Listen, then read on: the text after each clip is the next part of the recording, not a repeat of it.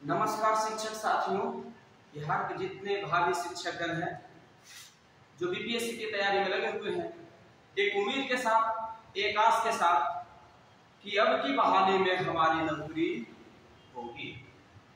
तो आप सभी लोग देख ही लिए होंगे मैटर को और सभी लोग अवगत होंगे। मैटर को देख लिए होंगे। बिहार शिक्षक बहाली नियमावली 2023, यह वही नियमावली की बात हो रही है जिस नियमावली में 11 दिन में 8 संशोधन हो चुका है। ये उसी नियमावली की बात हो रही है जब इस नियमावली का शुरुआती रुझान जनता ने कहा था, बिहार की जनता ने क्या कहा था कि अब की सही हुआ है, योग शिक्षक बिहार को मिलेंगे। ये वही नियमावली की शुरुआती रुझान की बात हो रही है कि सारे मीडिया वाले भी बोले थे कि ये सही फैसला है, अब की योग शिक्षक मिलेंगे। ये उसी नियमावली की बात हो रही है शुरुआती रुझान का कि बिहार के तमाम बड़े बड़े कोचिंग संस्थान, जितने भी कोचिंग संस्थान है, उन्होंने भी कोर्स बेचने के लालच में उन्होंने यह कहा था यह नियमावली सही है। अपने जगह पर यह भी सही थे, यह भी सही थे और यह भी सही थे, लेकिन शायद ये तीनों नहीं जानते थे कि हमारे नीतीश बाबू जो है, इनके नाम में नीति लगा हुआ है, इनका नाम में ही नीति लगा हुआ है। इनका नीति ही सही नहीं होता है, इनका नाम में। और इस चीज को जानता है कौन? ये शिक्षक अभ्यर्थी जानता है। बेचारे कोचिंग संस्थान वाले नहीं जानते हैं, मीडिया वाले नहीं जानते हैं, बिहार की जनता नहीं जानती है, लेकिन शिक्षक अभ्यर्थी जो 2019 से ही पास होकर के बैठे हुए हैं, अपने मेरिट के बल पर, ये state, B TET, C TET, ये शिक्षक अभ्यर्थी जानते हैं कि माननीय नीतीश बाबू जो है, इनका नाम में ही नीति लगा हुआ है और इनका नीति ही सही नहीं होता है। और इसी चीज का हम सभी शिक्षक अभ्यर्थी विरोध कर रहे थे कि यह नियमावली नहीं लाई गई है। ये सरकार के द्वारा एक काला कानून फरमा दिया गया है बिना किसी सोच के, विचार के। आखिर तब नहीं 11 दिन में 8 संशोधन हो चुका है। ये 72 छेद वाली नियमावली हम सभी को नहीं चाहिए। हम सभी जनता, ये जनता आप समझ चुकी है बिहार की। मीडिया वाले भाई भी 2-3 दिन से समझ चुके हैं। कोचिंग संस्थान वाले जितने भी गुरुजन हैं, वह भी अब समझ चुके हैं कि शायद शिक्षक अभ्यर्थी इस नियमावली का जो विरोध कर रहा था, वो अपने जगह पे सही था, क्योंकि ये तीनों, जनता, मीडिया, कोचिंग, ये तीनों नीतीश बाबू के नीति से 100% अवगत नहीं थी शिक्षा के मामले। और ये जो तेजस्वी कह रहे हैं ना, इनका नाम चेंज कर लेना चाहिए। जब मेरी नियमावली में संशोधन होता है तो नाम में नहीं संशोधन होगा। इसके नाम में फेलस्वी लगना चाहिए, फेलस्वी।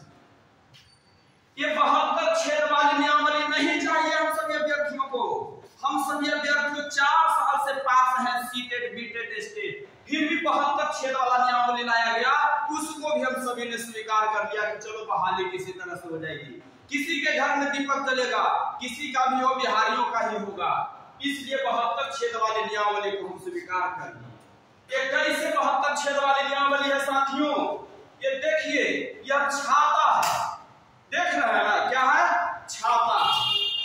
ये नीतीश बाबू की नीति है कि अगर आप बरसात में छाता मांगेंगे बरसात से बचने के लिए, तो ये छाता दिया जाएगा। नीतीश बाबू देंगे, जरूर देंगे, लेकिन इसमें 72 छेद है।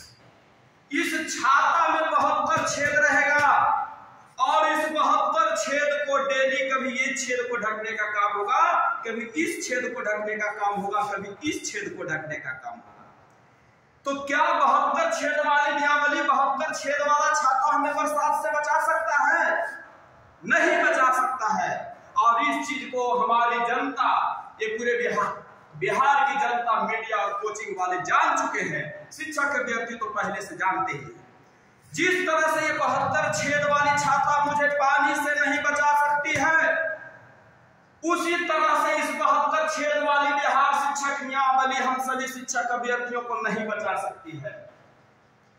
आज प्राथमिक का घर को लूटा गया है। कुछ माध्यमिक वाले विद्यार्थी माध्यमिक का तैयारी कर रहे हैं, उन्हें लग रहा है कि माध्यमिक प्राथमिक को न लूटा गया है। याद कीजिएगा, इस बात को आप गाढ़ मान लीजिए कि अगर आपके घर के बगल वाली महिला को अगर इज्जत लूटा जा रहा और आप उसका विरोध नहीं कर रहे हैं, तो उसके इज्जत लूटने के बाद आपके घर के महिला की बारी आएगी। हम माध्यमिक वाले विद्यार्थियों से अपील करते हैं कि इसके प्राथमिक के घर को लूटा जा चुका है, ये लूटा जा चुका है प्राथमिक को घर को। अब लुटेरा के पास किसका घर बचा हुआ है? इसी का घर बचा हुआ लूटने के लिए। तो जितने माध्यमिक वाले विद्यार्थी है सोच रहे होंगे कि इसको हम क्यों सहायता दें, तो शायद भूल है, आप ही के घर में खजाना है, इसका घर से खजाना तो लूटा ही गया। हम भी एक स्टेट पास अभ्यर्थी हैं, देख लीजिए मेरे मार्कशीट को। अगर मैं भी चाहूं तो इसका विरोध नहीं कर सकता था, लेकिन इस 72 छेद वाले नियमावली में कभी भी इस पर भी आफत आ सकता है।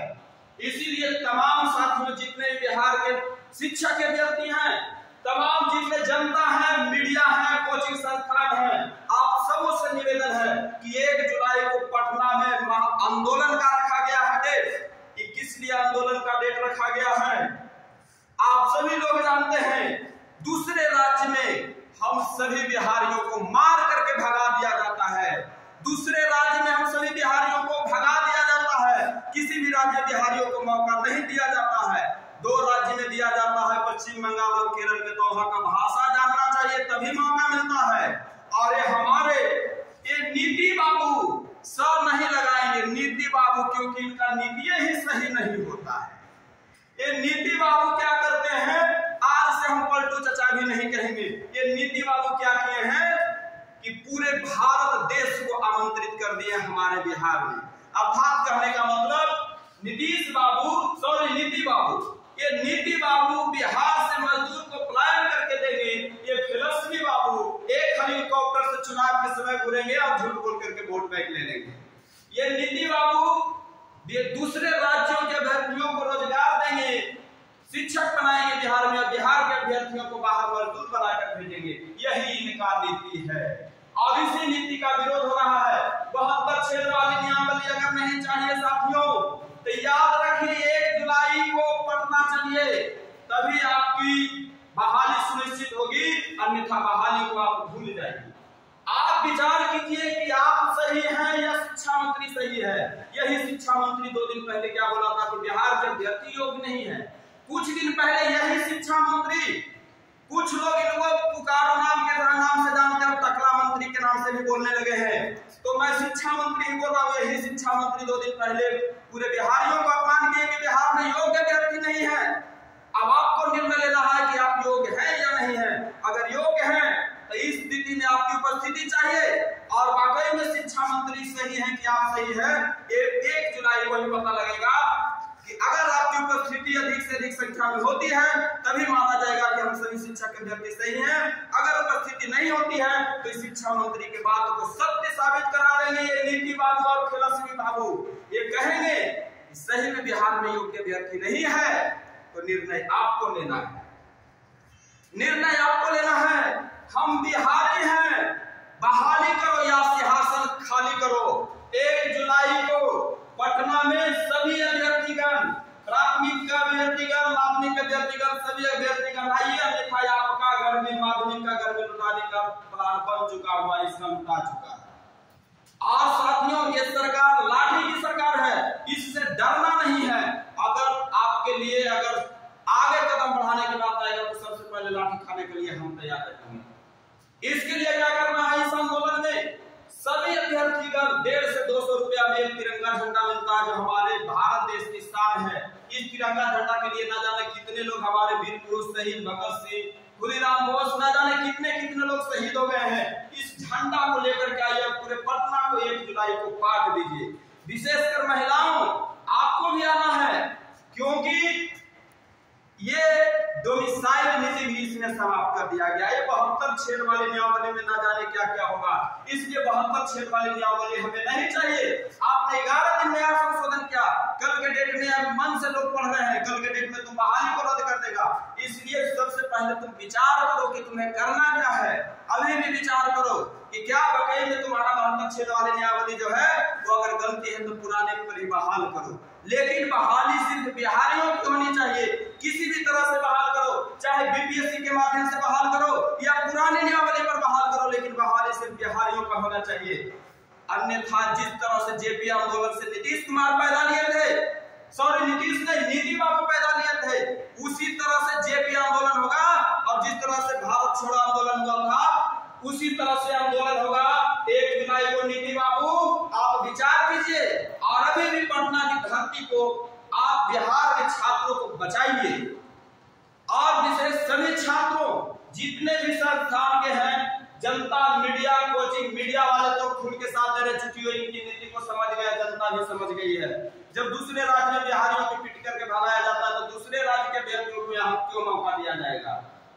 कोचिंग वाले शिक्षकगण, जितने भी कोचिंग के शिक्षकगण हैं, उन सबों से मेरा अपील है कि आप लोग भी इस 1 जुलाई को हम सभी को, विद्यार्थियों के लिए, आपके बच्चे हैं, हम सभी को सपोर्ट कीजिए।